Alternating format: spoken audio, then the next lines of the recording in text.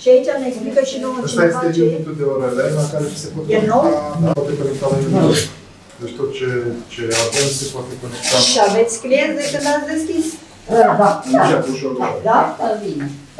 Să mai vedem de acolo, de urmărim. Bună dimineața! Bună dimineața! Bună dimineața! Aia de acolo sau care? Ăla e pentru... Și ce se întâmplă cu ea? Se așează pacientul și se observă planta piciorului. Ok. Gradul de... Ok, acum am înțeles. Cum scanul pe piciorul, amprenta plantară.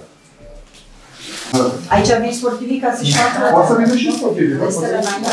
Poate să vină și sportivii, că și specialitate, inclusiv ORL-ul, pe partea de nebulizări și așa, pe aparat, poate să vină aici. Ok, și dacă eu mă urc aici și fac sport, ce vedeți dumneavoastră? Ce constați? Se vede pe calculator toți parametrii. La de la inimă, tensiune, de la respirație.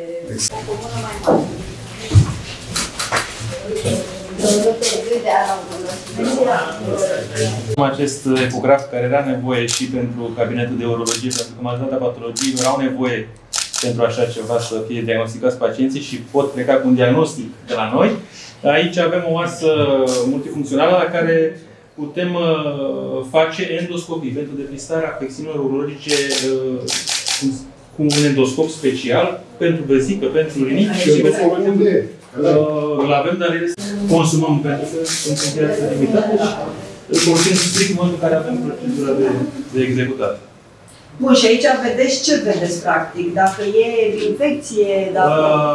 Se văd patologii chiar mai complexe. Ați avut până acum de când s-a deschis, de când a spus în funcțiune pe cineva, pacienți? Da, adică ați sigur. depistat ceva până acum? Să văd partea florii, pentru că am vrut să vedem aparatura, dacă e tot în regulă, dacă funcționează. Dacă vreau să vă arăt.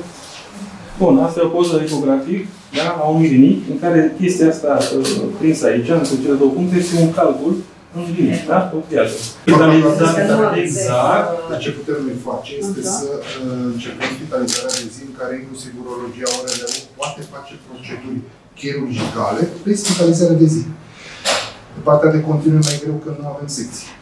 Și acum am putea acumula mai multe specialități chirurgicale. Urologie, ORL, ortopedia, chirurgia generală.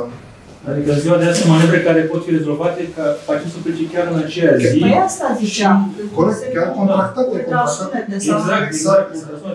Acesta, pentru tipul acesta de piață s-ar potrivi de minune acest aparat și am o să plece și rezolvat, nu am spus, diagnosticat. Aici este... Acolo e aparatul. Numai... Aici avem cicatrici, sunt multe leziuni de să le vezi sau să le faci? Să le rezolvăm. Cum? Adică la o tăietură, cicatrice de tăietură n-ai ce să-i faci. La o cicatrice, ba da. Ce? Păi fie le injectăm cu substanțe sclerozante, fie le aplicăm în lumină și se aplatizează. Dar să dispară complet, Doar o să fii și eu la mine. Și mai este undeva la săr de genul ăsta? În policlinică de deci stat... să înțeleg că din tot ce aveți voi aici, ăsta este cel mai... Da. Că este privat, peste privat. Ambulatoriu, ăsta este înțeles că sunt și altele, Craiova mai bune decât ăla. Domnule, aici avem... Spuneți. Chiar de bronzat? Nu am știut cine și-au prețuri de bronzat. Este cabină de fotografie, e singura în Ostenia, în Mutarea în București. Ce face exact? Ajută foarte mulți pacienți psoriazis, cu vitiligo. Deci pe partea de patologie. Nu e cabină de bronzat, asta ne treabă de pentru noi e fantastică, mai ales pentru Craiova, pentru toată Oltenia, de fapt. N-am mai mai fost într-un spital de stat niciodată. Serios? Da. Nu există niciun spital de stat, îmi asum. Am mai spus-o da. Da, cam da. Exact, adică peste el mai și peste softurile pe care le are. La fel, cred că sunt două, poate trei cabinete în Craiova și în București. Bine să ne spun, doamna doctor. Pneumotonometru este foarte performant, are atât măsoară puțin tensiunea intraoculară, și grosimea corneei, cât și camera anterioară. Deci are 3. Au un refractometru pentru determinarea pierdei. Înțeleg că sunt cele mai mici din viață, nu? Cele mai. O corelație între structură și funcție a aparatului vizual. Acesta este un CPU care permite măsurarea tuturor parametrilor ochiului. Deci asigură structura, ca să zicem așa, structurii. Aici este perimetrul computerizat care permite măsurarea funcțională. Deci, capacitatea pacientului de a vedea.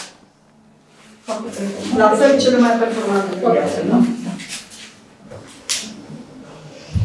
Felicitări, să le dau. Suntem foarte semnătați, da. Este un analizator al masei corporale. Așa. De asemenea, putem măsura tensiunea arterială, saturația de oxigen, pulsul, indicele de masă corporală, ne indică exact valoarea pe care ar trebui să o scădem din greutate. Grăsimea, în mod special, gastrul, oftalmologie, este un aparat performant. Și cum să fac? Dacă vreți să susțin asta, eu mai am curaj. Dacă se poate edifica pentru măsurarea tensiunii arteriale, da? Sunteți pe mâini sigure. Așa. Vă așezați pe postament, Cu fața acolo sau cu fața acolo? Așa, stați dreaptă și nu vorbiți. Acum măsurăm temperatura. Acum măsurăm înălțimea. Așa. O să vă rugăm acum cu ambele mânuțe să prindem cele două mânere simultan, perfect.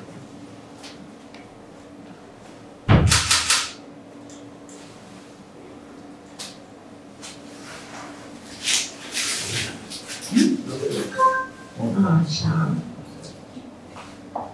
eliberați Eliberațiile. Așa, și acum introducem mânuța aceasta aici cât mai mult, ca să putem ajunge cu totul radiculul acesta albastru.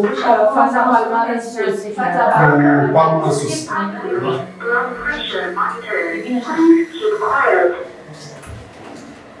Avem aparatul rugat format.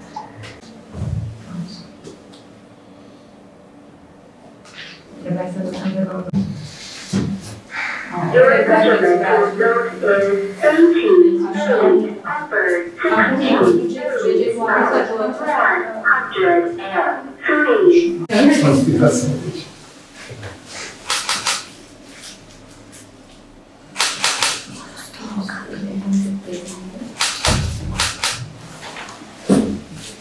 Oh, 99%. Perfect. Gata, nu? Gata, coborâți. Colesterol, trigliceride. Astăzi, are presiunea cardul de sănătate chimică, da? Astăzi. Aici. Asta mai avem alergologia și partea stângă este diabet.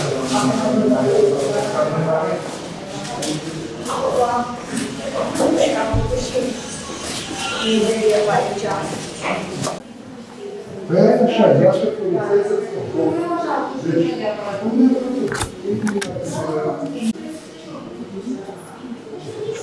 Exact, să știți că trebuie explicat, nu este preză de pacient, este preză specială care